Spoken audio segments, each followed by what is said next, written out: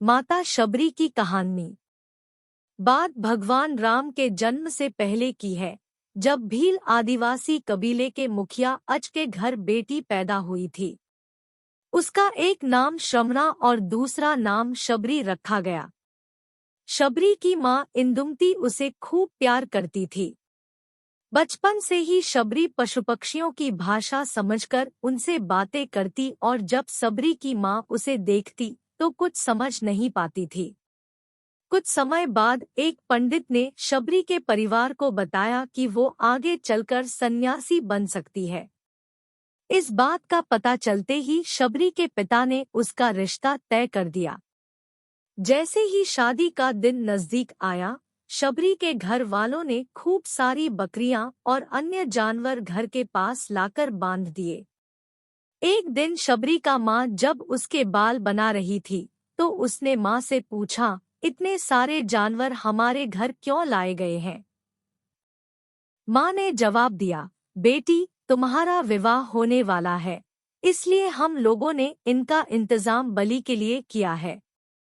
तुम्हारी शादी के दिन ही बलि प्रथा होगी और फिर इनसे स्वादिष्ट भोजन बनाकर सबको परोसा जाएगा।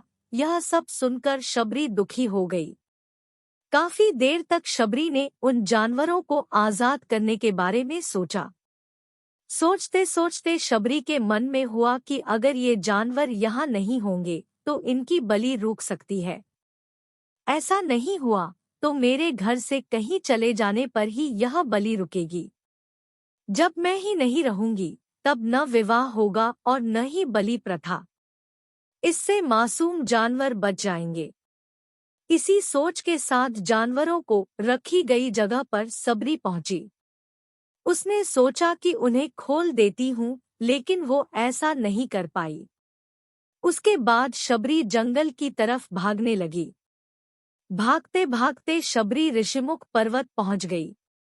वहां करीब 10,000 ऋषि रहा करते थे। शबरी को लगा कि वो भी इसी जंगल में किसी तरह ऋषिमुनियों की सेवा करके अपना जीवन जी लेगी। वो चुपचाप उसी जंगल में एक हिस्से में किसी तरह से रहने लगी। शबरी रोजाना ऋषिमुनियों की झोपड़ी के आगे झाड़ू लगाती और हवन के लिए लकड़ियां भी लाकर रख देती। ऋषिमुनियों को समझ नहीं आ रहा था कि जंगल में उनके काम अपने आप कैसे हो रहे हैं। एक दिन शबरी को किसी ऋषि ने देख लिया। उसे देखते ही उसका परिचय पूछा। जैसे ही शबरी ने बताया कि वो भील आदिवासी परिवार से संबंध रखती है, तो उसे ऋषियों ने खूब डांट लगाई। शबरी को इस बात का बिल्कुल भी पता नहीं था कि उसकी जाति छोटी है और उसे ऋषियों द्वारा जाति की वजह अपमान सहन करना पड़ेगा। इतना सब होने के बाद भी शबरी हर ऋषिमुनि के दरवाजे पहुंचती और उनके आंगन में झाड़ू लगाकर उनसे गुरु दीक्षा देने के लिए कहती। हर कोई शबरी को उसकी जाति की वजह से अपने आश्रम से भगा देता था। ऐसा होते होते काफी समय बीत गया। उसके बाद शबरी मतन ऋषि की कुटिया में पहुंची। वहां पहुंचकर मतन ऋषि को शबरी ने बताया कि वो उनसे गुरु दीक्षा लेना चाहती है। उन्होंने खुशी खुशी उसे अपने गुरुकुल में रहने दिया और भगवान से जुड़ा ज्ञान देते रहे। शबरी ने भी अपने गुरु मतन ऋषि की सेवा करने में कोई कसर नहीं छोड़ी। वो गुरुकुल के भी सारे काम करती थी। शबरी से खुश होकर मतन ऋषि ने उसे बेटी मान लिया था। समय के साथ मतन ऋषि का शरीर बूढ़ा हो गया। उन्होंने एक दिन शबरी को अपने पास बुलाया और कहा, बेटी, मैं अपना देह त्यागना चाह रहा हूँ। बहुत साल हो गए इस शरीर में रहते रहते। शबरी ने दुखी मन से कहा, आपके ही सहारे मैं इस जंगल में रह पाई हूँ। आप ही चले जाएंगे तो मैं जीकर क्या करूँगी? आप अपने संग मुझे भी ले जाइए। मैं भी देह त्याग दूंगी। मतन ऋषि ने जवाब दिया, बेटी, तुम्हें चिंता करने की जरूरत नहीं है। राम तुम्हारी चिंता करेंगे और ध्यान भी रखेंगे। शबरी ने राम का नाम सुनने के बाद पूछा, वो कौन है और उन्हें मैं किस तरह से ढूंढूंगी? मंतग ऋषि ने बताया, राम कोई और नहीं भगवान है। वो तुम्हें सारे अच्छे कर्मों का फल देंगे। तुम्हें उन्हें ढूंढने की कोई जरूरत नहीं है। वो एक दिन खुद तुम्हें खोजते हुए इस कुटिया में आएंगे और तुम्हें उनके हाथों ही मोक्ष मिलेगा। तब तक तुम इसी आश्रम में रहो। इतना कहते ही मंतग ऋषि ने अपना शरीर त्याग दिया। शबरी के मन में मंतग ऋषि के जाने के बाद से एक ही बात थी कि भगवान राम स्वयं उससे मिलने आएंगे। वो रोज भगवान राम से मिलने के लिए बाग से अच्छे अच्छे फूल लाकर पूरा आश्रम सजाती और भगवान के लिए बेर तोड़ कर लाती। भगवान के लिए बेर चुनते हुए शबरी उन्हें चख लेती थी, ताकि भगवान वो सिर्फ मीठे बेर ही दे। रोजाना शबरी इसी तरह भगवान के दर्शन की आस में फूल और बेर इकट्ठा करती रहती थी। इसी तरह इंतजार में कई साल बीत गए। शबरी का शरीर एकदम वृद्ध हो गया। एक दिन आश्रम के पास के ही तालाब में शबरी पानी लेने के लिए गई। तभी पास के ही एक ऋषि ने उसे अछूत कहते हुए वहां से भागने के लिए कहा और एक पत्थर मार दिया। वो पत्थर जब शबरी को लगा तो उसे चोट लगी और खून बहने लगा। बहते हुए खून की एक बूंद उसी तालाब के पानी में गिर गई। तभी पूरा तालाब का पानी खून में बदल गया। ये सब होता देखकर ऋषि ने शबरी को ही डांटा और कहा कि पापीन, तुम्हारी वजह से पूरा पानी खराब हो गया। रोज ऋषि उस पानी को साफ करने के लिए अपनी कई तरह की विद्याओं का इस्तेमाल करते। कई सारे जतन करने के बाद भी कुछ नहीं हुआ। फिर उन्होंने गंगा जैसी कई पवित्र नदियों का जल भी उस तालाब में डाला। फिर भी तालाब का पानी साफ नहीं हो पाया और वो खून जैसा ही रहा।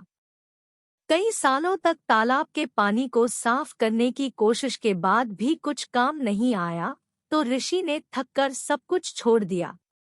इस घटना के कई सालों के बाद भगवान राम अपनी पत्नी सीता के हरण के बाद उन्हें ढूंढते हुए उसी तालाब के पास पहुंचे।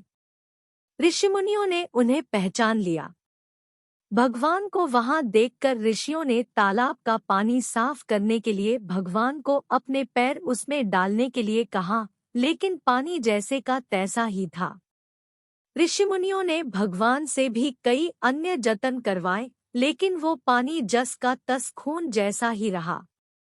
तब भगवान ने ऋषियों से पानी के रक्त में बदलने की कहानी पूछी।